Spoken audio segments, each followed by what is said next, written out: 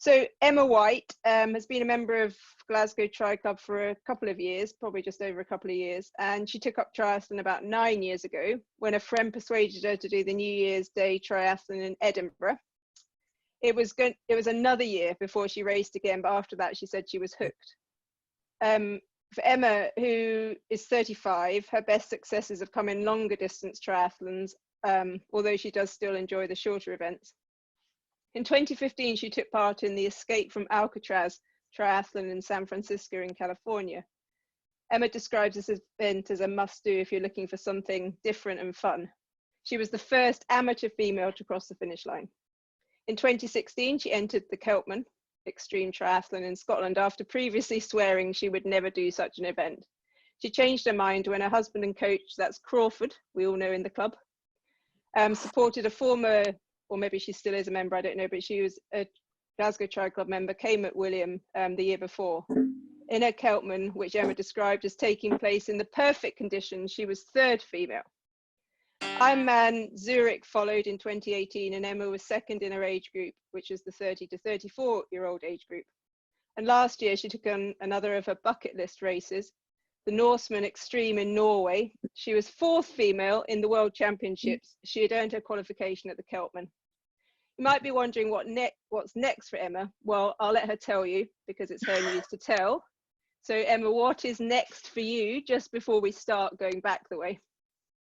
Well, I guess it's a bit of a bigger challenge. I'm actually pregnant, so baby Whyte's going to be arriving in September this year. So, so if we start at the beginning then, Emma, tell us about your sort of sporting progression to triathlon. Yeah, so I guess I've always been into sport. As a kid, I did everything and anything. We went to gymnastics, tennis, running, swimming, Highland dancing even. Yeah, we just got involved in everything. But I guess swimming became my thing. I learned to swim when I was 7, joined a club a few years later at home. It was a local club called Finns, based in Fife. And then I swam all the way through school, doing a lot of competing. I have to admit, front crawl and sort of longer distance was never really my thing. It was always breaststroke and butterfly, but yeah, it's funny how things change. So swam all the way through school, then went to university, joined the university swim team, which was a lot of fun. It's a lot more social than training really, but it was a great way of keeping fit and meeting people as well. Then leaving uni, again, swimming continued for me. I joined the Western Masters Club in Glasgow, and then a few years down the line, as you mentioned earlier, New Year's Day triathlon in Edinburgh was my first triathlon. A couple of my cousins had actually done it the year before, and I'd went along to watch. I was like, oh, I fancy doing that. So I got myself a hybrid bike and did what I thought was quite a lot of training until I got there on the day and had to cycle, not really knowing how steep Arthur's Seat was, to find that I had to cycle up it 3 times and then run up it once. Oh my goodness. Oh, it was the hardest thing I've ever done. And probably the reason I managed to complete it, and it's probably the reason why it took me a year to sort of get over that. I then trained a bit harder and did it the following year, enjoyed it a lot more. And then after doing it for the second time, I then went on to, I guess at the start of my triathlon career, I guess. Yeah, so did you go straight to sort of doing the longer events after that? Or what did you do between those couple of New Year's Day triathlons and the Escape from Alcatraz? Yeah, so Escape from Alcatraz, it's not actually really a long distance race. It's sort of a random distance. It's sort of between sprint, it's sort of between standard and middle, really. Yeah, I can tell people what it is. So it's a 2.4 kilometer swim starting near Alcatraz Island, a 0.8 kilometer run from the bay to transition zone, a 29 kilometer bike ride, and then a 30 kilometer run. So it's sort of very odd. Yeah, it's very odd. It's an amazing race though, absolutely incredible race. Sort of coming back to your previous question, Fiona, I did that New Year's Day triathlon, and then I did actually a lot of local races, just a lot of like races around Scotland. Both I was doing sprints, I was doing standards, aquathons, duathlons, a lot of the Scottish Championship races as well. Yeah, I just sort of did my toe and tried out everything really. I didn't do my first proper long distance until I did Keltman, because I always thought, oh gosh, that looks far too hard. But then after watching Kay and all the other competitors do it the year before I took part, it is quite inspiring. If I don't know if everyone here has ever wanted to watch a long distance race, but even when you're not taking part, like, it's just an amazing thing to see. And the sheer joy of people when they cross the line. Did you have quite a lot of success at the other distance races beforehand? Because obviously you've podiumed or gone close to the podium in these sort of bigger races, but did you find yourself on the podium on the shorter races as well? Yeah, I guess domestically, I generally was always sort of podium or just below podium. I've sort of podiumed at a lot of like Scottish champ races at standard distance, aquathon and duathlon. So yeah, I did have a bit of success at shorter races. I was actually really lucky because that success led me on to becoming part of the Torque team. Oh, yeah. I don't know if you remember, so Eleanor Hairsign, who was previously a member of Glasgow, she was also on the team at the same time as me. Yeah. We were really lucky to be part of that team actually, because opportunities like that don't really come up very often for amateur triathletes in the UK. So that was a lot of fun. That was a lot of fun. And so then Keltman, just for those that don't know, this takes part in the northwest Highlands of Scotland, and it's a sea loch swim of 3.8 kilometres, a road cycle of 202 kilometres, apparently very, very hilly. In fact, everything up there is hilly. And then a epic run of 42 kilometres that takes in 4,000 metres ascent over Benai mountain range. And not everybody gets to do the sort of higher level. It depends on cutoffs, and it also depends on the weather. So Emma was lucky because, in a sense, that year there was good conditions, but also she will have raced hard to get to that point, and then she's got this marathon distance over the mountains. Tell us how that race went for you. It was by no stretch the perfect race for me, but it was an amazing experience, and one that I wouldn't rush to go back, just because I've got such amazing memories of the race. So we, as I mentioned earlier, I entered up after watching Kay finish it, and then we sort of drove up that weekend, and the first thing that hit me is it's a really small race. There's only about 300 people that take part. So everyone's there, they've got to be self-supported, so everyone's there with their support team. And it was just so friendly, like everyone was helping each other. It was just such great camaraderie between all the competitors and all the support team. And did Crawford support you? Yeah, he was my support runner. So he supported me in the run, but around the bike you also have to have your support team, so they actually drive the course sort of following you, and they've got to give you all your food and everything. So my parents and my sister were also there supporting. I think what they learned that day is actually quite stressful and tiring, being a supporter as a bit of these long distance races, because I think they had a few experiences where my mum decided that she needed to go to the toilet, but all she could do was go to the bushes, so she went off to the toilet. Meanwhile, everyone else was stressing over here about what I was doing, so they just got in the car and drove off and left her without realising she wasn't even there. But yeah, it was great, and like they were all amazing, because I imagine it's a really long day. You going off at like 3:30 in the morning, because you have to rack your bike and then go and get in the bus to go round to the start of the swim. So it's a very, very, very long day. But yeah, I'm very lucky that they were willing to come and support me. And what was the what was the best part of that? And then also, what was the most difficult part of it? I think for me the best part was, oh gosh, what was the best part? I think for me it was really exciting, because when I first entered that, it was my first long distance race, and for me it was just about completing it.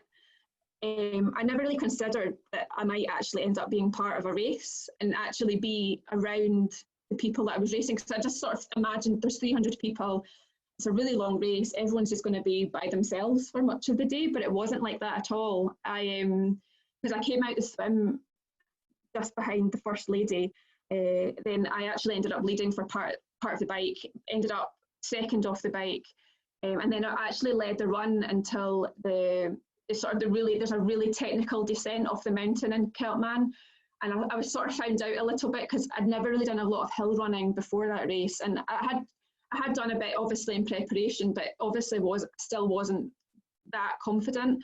And I got found out a little bit when we were coming down the Scree, because that's where I lost a lot of time and actually fell into second and then subsequently third in that section. But yeah, the most enjoyable part was just being part of the race, and really like that excitement of like knowing that you're there, there's someone coming up behind you. It's a bit of a strange feeling to do that over 13 hours, but yeah, I loved just, because I am quite competitive, so I really loved being part of that. And so that then qualified you for Norseman, but I think you did a Ironman in between. Is that right? I did. So after doing that, I thought I'd do I don't want to say this, but like a proper Ironman, like an Ironman branded event, because it was a very, obviously with Keltman, there's only 300 people there. It's self-supported. It's a very different event to the big Ironman races that obviously are so popular, and I knew so many people that had done them before, so I just wanted to experience it for myself. So I ended up choosing Ironman Zurich. Why did you choose Zurich? Two main reasons probably. I'd probably say the first one because of the time of year, so it's quite a relatively early one. It was at the end, it was the beginning of August.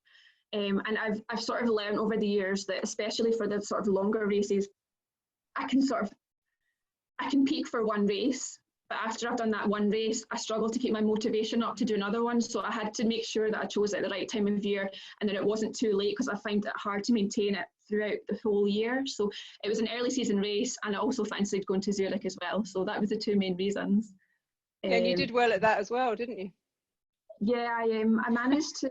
I was a second in my age group there. Yeah. It was really good. It was a very, very hot race, so it was very different to races I'd obviously done in Scotland. But it was absolutely beautiful. The lake was absolutely stunning. The roads were pristine, like a lot of the roads around here. It was a bit of a rolling bike course, which was good for me because I like the hills. And they actually have it's not really called Heartbreak Hill, but it's that equivalent of what people can imagine. Like there's a section that's 2 laps. So there's a section where you go up and there's just crowds and crowds of people either side. There's music. It was incredible. So you got to go up that twice. And just having that experience, like even just the support around the course, all the villages were out, music playing. It was really, really, it was great, and it was beautiful as well. And then the run, it was extremely hot. Well, for me, I found it extremely hot. It was like high 20s. Coming from Scotland, that was a bit of a shock, but I knew to expect it, so it wasn't really a surprise, but it certainly didn't make it any easier, even if I knew that it was going to be hot. And was that kind of a preparation for Norseman, or just something to throw in between? No, I didn't, because I didn't actually, after Keltman, with the year I did Keltman, it was only the first place that got an automatic place into Norseman. For the following year, it was only when they brought in the first World Championships race last year that I was able to get a place.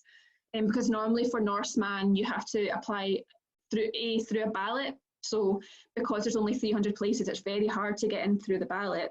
So I was just lucky that they introduced this World Championships race last year. So they sort of had two races going on at once. There was the World Championship race, and then there was the balloted race. I was just quite lucky that they introduced that last year, and my result from Keltman was recent enough that they were willing to accept me. And so how long did you take to build up to the Norseman? Because it's quite a different event, isn't it? Yeah, to be honest, I did Zurich, and for Zurich I did struggle a little bit with motivation. I think I've been doing triathlon for quite a long time now, and it's quite a big ask just to keep your training going and going and going. And for Zurich I had struggled a little bit with that, and afterwards I sort of said that I didn't really want to do another long distance race, but there was still something sort of there. I've always, after doing Keltman, I've always said I would love to do Norseman, because I guess it's seen as the pinnacle. It's the original X-Tri race.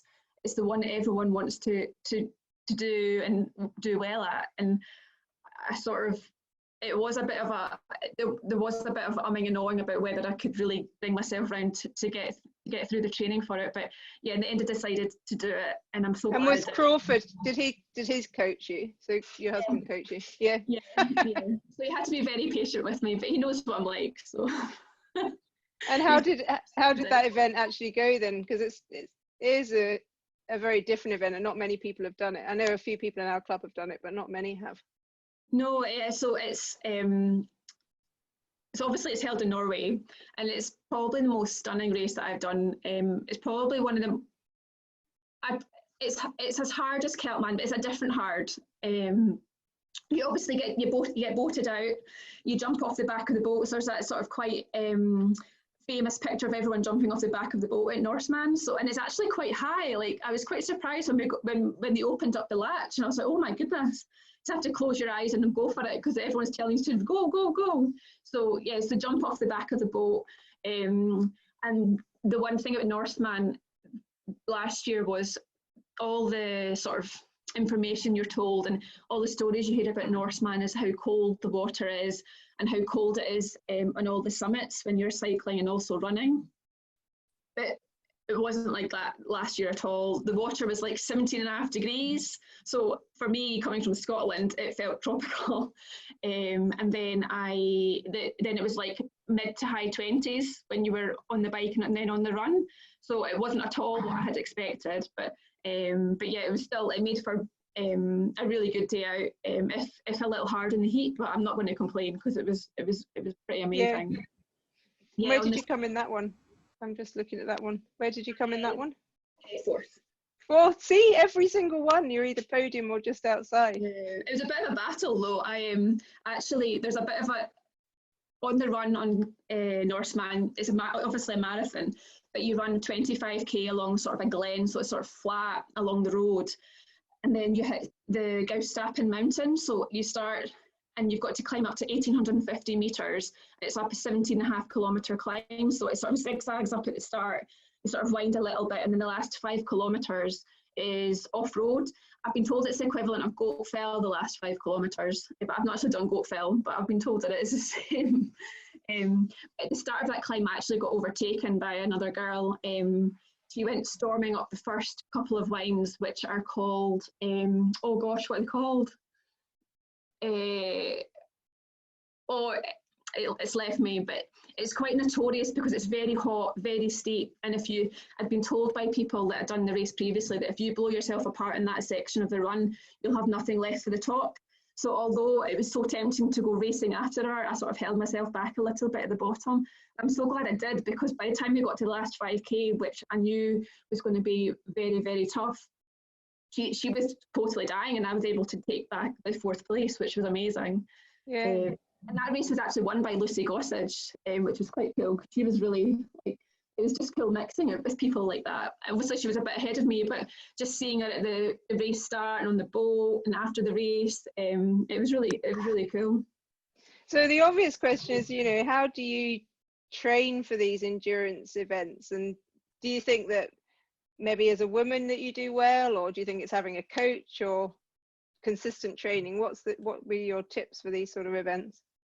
I'd say for me, and I guess everyone, I don't know, but having a coach really helped me. It's having that accountability, and especially if you're doing long distance racing, I just sort of feel it's very tough. You've got to be prepared to be pretty tired most of the time, and I guess having a coach takes the thinking out of it. So because in the back of your mind, you probably know roughly what you're meant to be doing if you've been doing it for a few years. But sometimes you don't think rationally. If you're really tired from doing a really big block of training, the last thing you want to do is come home and think, oh gosh, what am I going to do tomorrow? You just want someone to tell you what to do and make sure you're doing all the right things. That's one of the key things for me. And consistency. I'm a wee bit up and down in terms of consistency, but whenever you do get a block of consistency, it's amazing how much you can come on. It's leaps and bounds. And you never come home and say, oh God, no, don't make me do that. Because I mean, if you've got your husband as a coach, I can see that turning into a bit of an argument. I think I'll probably just tell him to piss off or something. He'll never force me to do anything, because it's my choice. It's meant to be my hobby. I do it because I enjoy it. So therefore, if the enjoyment's coming out of it, you can't force it. And that's sort of what happened when I was in the lead up to Zurich. I was starting to force it. It was becoming a chore. I didn't want to do the training.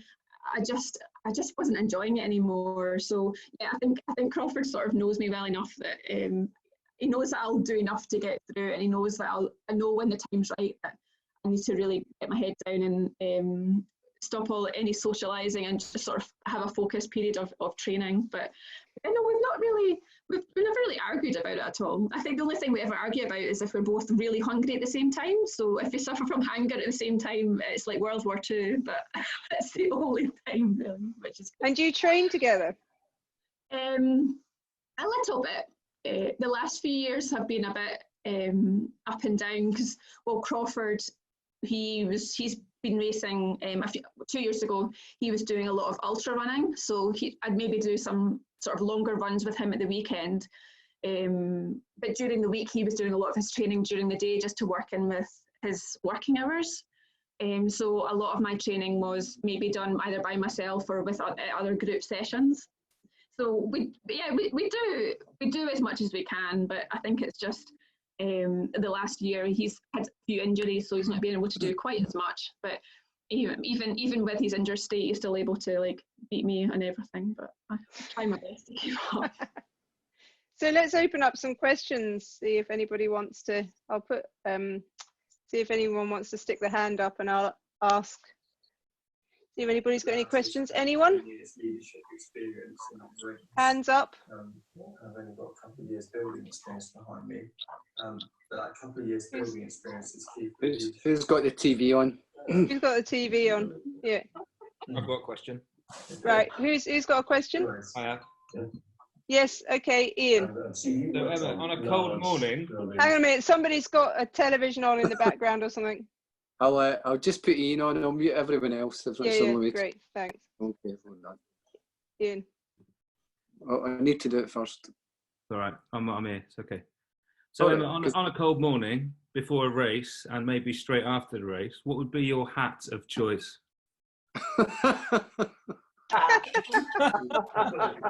Careful how you answer that question. Designed to Ian my Project 3 hat, big bobble hat, of course. Good answer, Emma. Well done. Very much. Ali. Awesome though, Ian. Sorry, Emma. What did you say? I'm just saying I do have a selection of hats to choose from.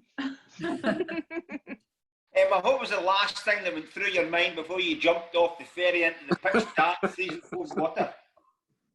Please don't lose my goggles. A girl had jumped just in front of me and her goggles had went flying and I thought, oh no, that was the last thing. That is literally the last thing that crossed my mind. Before that it was a bit of fear, but immediately before, don't lose my goggles, please don't lose my goggles. Go on, somebody must have it. I want to ask about nutrition. How do you manage to, fuel these races and also the training? To be honest, I've always had a bit of a few issues with nutrition, just in terms of like getting upset tummies and things, in particular during races. So I found a few things that work for me, and I've sort of stuck with them because I know if I deviate from that, then I'm going to it's too risky really. So this is going to sound like I'm not actually part of the Torque team anymore, just putting out there.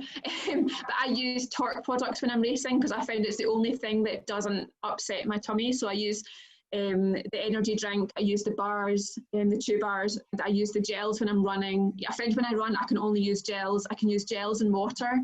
I've just over the years found things that work for me. Since I've done a bit longer, I've added in a few more random things. So for example, like Peltman and Norseman, I had a few bits of like sodium along the bike, just because it's a very long day out. If you're just having energy bars, like it's just all so sweet. And I had a couple of like random like jam sandwiches, just for some different textures as well. And then on the run, mainly gels, apart from in the mountains, because you're moving that a little bit slower. I was taking maybe sometimes like jelly babies and the like, but yeah, I sort of stick to those few things when I'm racing, just because I know that they work for me. In terms of just general life, I don't do anything special. I just try to make sure that I'm eating as healthily as possible. I do have a very sweet tooth, so I try to during lead up to the races, I try not to be eating too many sweets and cakes and things, try and cut back a little bit. But yeah, I just generally a healthy diet. Don't do anything really different. To be honest with you, it's really just but sticking to what I know in racing is really important, because just because I'm a sort of upset tummy and things.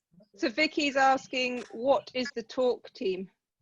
Oh yeah, so I was part of the Torque racing team for 4 years. I ended that just after Ironman Zurich that I left the team. So this is a team set up by the Torque Nutrition Company. I don't know if anyone's heard of it, but they sort of produce sports nutrition, so as I just mentioned, your energy bars, your gels, your electrolyte drinks, your energy drinks. So quite a number of years ago, they set up a triathlon team. There's only the maximum size of the team was, I think there was 5 of us at the maximum time, I think. But the idea was that they had a number of sponsors. So there was a bike sponsor, there was wheels. You got given a lot of kit to represent the team. But as part of representing the team, they expected you to go out and race. So you had to go out and race and represent. And there was a bit more pressure, because they obviously chose you because they wanted you to perform. So there was a bit more pressure to get out there, race, get on podiums, and just represent the sponsors and a bit of social media. But yeah, I was very lucky. As I said earlier, it was an amazing team to be part of. You got given some. They were so generous with what they gave you. You just had to try and give back as much as you could, in terms of performing and getting it out on social media and things. But yeah, so that was a team. They're actually still going. So there's still 4 members of the team. They've sort of changed over the years. But yeah, it was a lot of fun to be part of. And they gave the kit that we wore was sort of orange and black. So when you were at races, you sort of really stood out because it was quite bright. It's good. So my mum liked that because she could spot me coming when she was coming to watch me race. So that was good. Anyone else questions? Crawford, surely you've got a question. That's fine. I put it in the text to you. I thought you would ask it. Okay. Oh, is that you, Sean? Oh, you could just ask it. I can now, yeah. Yeah. I was just going to ask how you sort of measure the intensity when you're racing. So do you use heart rate, power, all of them, or just rate of perceived exertion, or pre-planned or something? So when I'm doing, in terms of long distance, I do use power on the bike. So obviously during training, you start to learn what power you can maintain for that period. So yeah, so very much on the bike, it's about power, and just sort of keeping it within yourself, because you know if you push it too hard and you think you're feeling good, you know you're going to regret that about 200k down the road. So yeah, so I definitely use power on the bike. In terms of run, I guess again from long runs, I don't use heart rate or anything on the run. I have my watch on, but I guess some of the races that I've done in terms of Keltman and Norseman, pace isn't quite as important. It's more because it's so hilly, because of the terrain. It's more just about perceived effort. I know how I'm feeling, how much I feel like I can push on. In particular with Norseman, I had to make sure that first 25k was very under control, because I knew that the really tough part was going to be the last 17 and a half. So yeah, perceived effort on the run, just knowing the pacing that I was able to do in training and be able to sort of replicate that as much as possible. But even in Zurich, when it was just that flat marathon, I have to admit the heat had a really big impact on me. And although I knew what pace I wanted to run, I wasn't able to do that pace, just because the heat wasn't really my friend that day. But so it was just more about perceived effort and not looking at the watch too much, because if I looked at the watch and it would maybe just put negative thoughts in my head about, oh gosh, I'm not going as fast as I'd like. But actually, you just do what you can in the day. And that's the thing about long distance, I guess, is you sort of learn as you go. Every race I've done, I've learned so much. Like Keltman being my first one, I came away from that thinking I should have done this, I should have done this, I should have done this. I think until you do it, you don't really know. You think you know what it's going to feel like, but you really have no idea. So it's just about learning through each race that you do, I guess. Yeah. Are you going to go back to any of the races? No, I've got a bit of a thing where I've been really lucky that the ones that the big bucket list ones, so Keltman, Norseman, I've done obviously the Ironman now, and Escape from Alcatraz. I had such amazing experiences at them. Maybe not the race that I wanted, but the experience and the memories were so good that I'd be really scared to go back and it wasn't as good again. So I think I'd rather in the future do different races. The other reason being there's so many different races out there, like I don't really see any need to go back and do the same one again. There's others. And what have you got as your future? You know, I know you're about to have a child, so you're probably not really knowing what you're going to do next, but you must have some more on your bucket list. But there's one triathlon that I've not done that I've always wanted to do, and it's Alpe d'Huez. So Alpe d'Huez triathlon is held in July each year. I've always wanted to do it, and I've never quite got around to it. So maybe if I ever get to make a triathlon comeback, I think that'll have to be next. Anyone else got any questions? You need a babysitter, Emma. Sorry? You need a babysitter. I'll come. Emma. To France. Emma, just Yeah. wanted to ask, are you continuing to train just now through your pregnancy, or are you sort of cutting it back quite a lot? I'm trying to. I'm really cutting it back. You've got a very good excuse, self-isolating and pregnant. So I know. I wondered if you're still doing any. Yeah, well, I'm trying to, but I'm just having to sort of listen to what my body's telling me right now, because I really want to keep running, but I'm finding it very, very hard right now. So I don't think I'm going to be running for much longer. So I've been doing a bit on the bike, but I just really want to get back swimming. Like that's the one thing I know I can still keep doing, and I can't. So I just, so I'm just doing what I can at the moment. Doing like strength and conditioning and stuff like that, and on the bike, but running's very, very quickly coming to a stop, which is much sooner than I thought. I honestly had these grand plans that I'll keep running and keep running. I think I've got these friends that have been amazing and were able to run till like much later on, but unfortunately I don't think that's going to be for me. So I'll just have to make do with what I can at the moment. Just eat cake, enjoy it. The problem is I'm continuing to eat as if I was doing like Norseman training, but I'm not, so I need to be careful. Anyone else? Yeah, I've got one more question. Oh, well, Ali put his hand up first, Ian, so I'll let Ali. Ali. A lot of top quality sports women seem to go from kind of strength to strength after having had babies, and obviously Crawford's going to be doing all the babysitting stuff. I'm just wondering, do you think you'll be so driven and competitive to compete and push for podium positions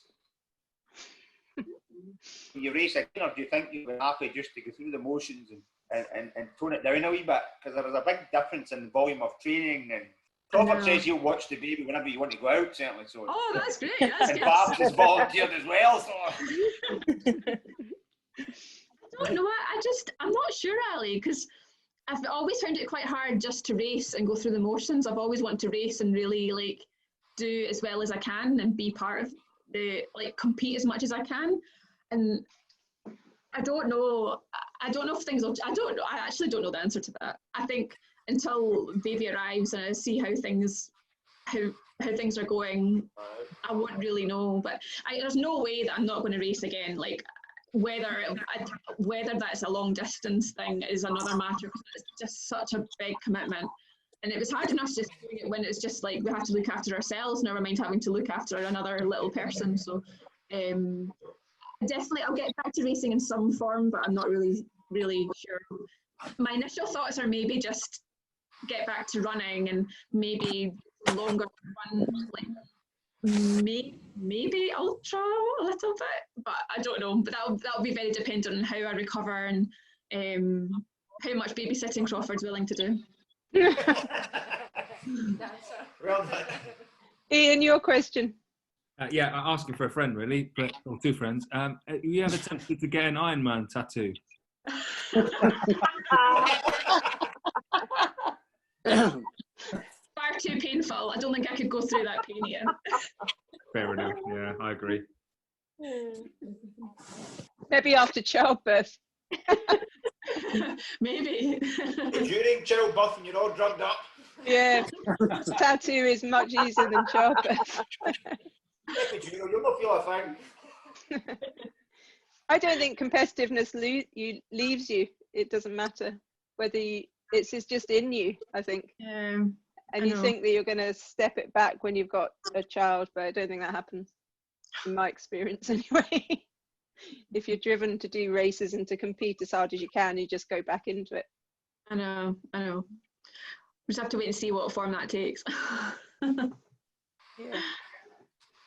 Anyone else? I just got it's more of a statement really. But apparently if it's your own child, Crawford, it's not actually, you're not allowed to say babysitter. Very true. Parenting.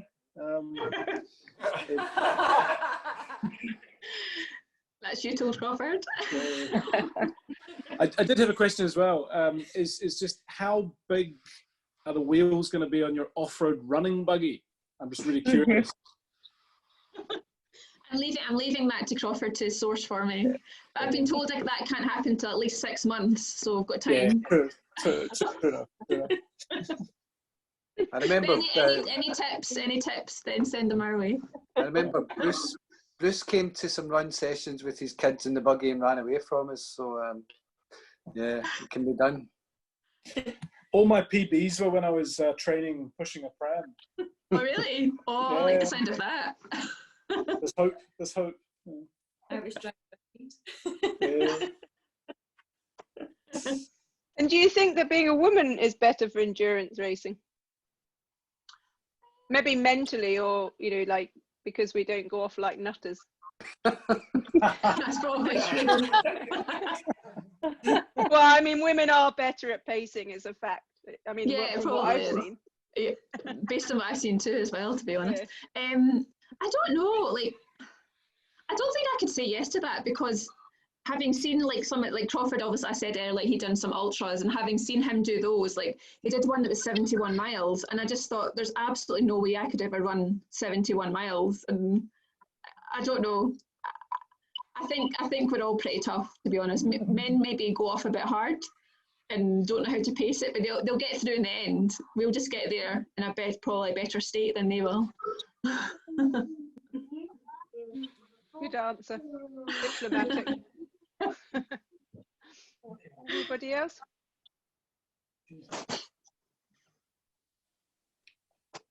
I thought that was really informative, actually. These are all kind of big bucket list races that Hi, Emma. Oh, have you got a question? Got a question for Auntie Emma. Yes. Okay. My big bike. You're going to ride your bike?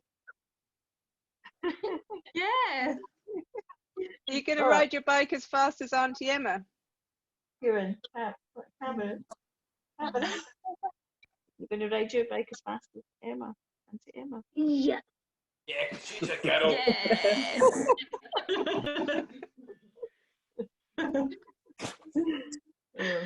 Has it inspired anybody else to think about any of these races? The one I quite fancy is Escape from Alcatraz, simply because I quite like to go to San Francisco. Fiona, the one tip I'd say for it is, on the swim, they tell you that you cannot swim point to point because it's such a strong tide. They tell you to swim sort of an L shape. And the number of people that just went point to point and then got swept up the shore and they had to run about a mile to get back to transition. So listen to what they tell you on the swim briefing, because so you've actually immediately put me off that race now. Oh, it's really swimming is like the worst thing, and then I'm thinking, oh my god, I've got to do it like against the tide or something. Oh no, thank you. Honestly, as long as you listen to what they tell you, then it's totally fine. You don't even realise. And the word in the street is there's sharks in that water, Fiona. No, there's no sharks. And the other but there's part jellyfish in the Keltman, isn't there? There are, yeah. Definitely jellyfish. There's also it's quite famous. There's part of the run you run along the beach, and then there's a 400 sand steps, and that's it's not, they call it steps, but it's more just like a really big sand dune. So yeah, a bit of practice on the running up and down steps at the end of a long run is another good tip. But apart from that, it's a really good race. The swim in the Alcatraz is amazing. I've swam Alcatraz to San Francisco, and what they told us to do was to aim for San Francisco, but you end up in Crissy Fields because you get drawn down. But the water is really lovely and warm. Well, it was when I did it. Yeah, and it was warm when I was there as well. Yeah, a lot of people were saying, oh, it's really cold, but it was lovely and warm. I suppose, again, because of Scotland. But it's an amazing swim. Absolutely amazing. And no sharks. No. And it's pretty cool when you're breathing and you're seeing the Golden Gate Bridge, and then you're breathing and you're seeing the city. It's very... Yeah, it's absolutely cool. Amazing. Yeah. I'd highly recommend it. If you're going to San Francisco, you can actually do the swim. They run them, I think, once a week or so. And you can just do the swim part. You don't, even if the triathlon isn't on. So I highly recommend, if you ever go to San Francisco, to anybody, to sign up for that. Yeah, that's a good tip. Yep. Sean, do you want to round it up? Yeah, that was great. Thanks very much. The most popular guest, Emma. You win the prize for the most attendees. Yeah. Yeah. So even more popular than Bruce and Mark Austin. So that's good. Don't know how we're going to follow this. I think we're going to have a night off next week. I think that's how we're going. Well, it's my birthday next Friday, so we will be not interviewing. I should be getting pissed and having Zoom parties with friends. No. There'll be more than one gin, I can tell you.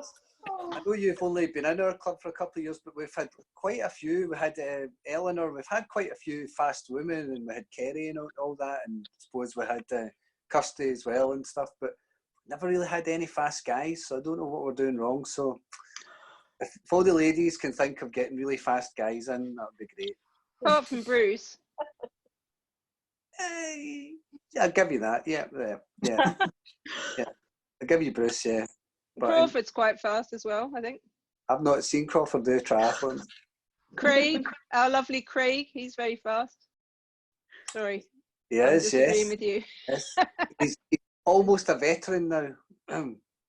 Not quite. We had David Venables as well. He was fast. He is. But, well, when Ewan used to train with us, he was very fast. Yeah, the Ginger Prince. Yeah. He was never. No. No, the Silver Prince. He wasn't in our club, but he did train with us at our session. So, Neil Smith.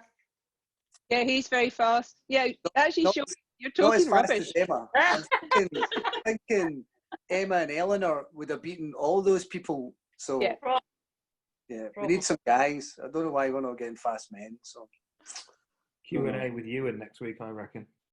Well, yes, that would be a story, wouldn't it? He said he wants to do it, I think. Before and after pictures. Written all over his face. He didn't even put his microphone on, so he can't say no, I suppose. That's true. He's been growing his hair especially as well. He really wants to do it. Hey, his hair looks good. I'm surprised how many people here, their hair looks really good. The silver fox, isn't it, kind of hair? Thanks, Sean. Cheers. Yeah. Well, I can't. You're not actually displaying in my picture here, so I can't. I can see him. Yeah. I don't understand, Sean, why your hair's not gone grey, given your age. Well, product. That's all I can say. Something weird about that. There is. 2000, Fiona. Huh? It's a wash-in shampoo. So there you go. Yeah, it's very odd. Yeah. Some of us are having to wear buffs to hide our bloody grey hairs. Yeah, exactly. Yeah. Oh. Hairdressers are not open yet. That's why I've got my headphones on. To be honest, I'm just lucky to have. I'm quite pleased I've got hair, so that will do me. Yeah, but you've got hair and it's dark. I think there's something going on. I said that. It's a wash-in shampoo. It's the grey bits go dark. I think my mum I'm had sick that. of the hair conversation now. Yeah. Conversation, all right. Not really a Q&A. Don't record this part. Is, No, I wanted to ask whether Rosie and her partner there are in bed together. T-Rex. Get a room, you two, will you? Are they in bed together? That's a family show, then. Oh, no, it's at the sofa. I was stripping off earlier for Ali as well. So. It's a big sofa. That's bed. They look very cozy. And Emma. With mood lighting as well. Gord's not there. Right, I'm going to go now. Cool. That was really good, actually. I really enjoyed that. Yeah. Thank you very much. Yeah, I've been Please, quite inspired to do some stuff. Thanks, Emma. Thanks, Emma. Emma. Thank you so much, Emma. That was great. Really.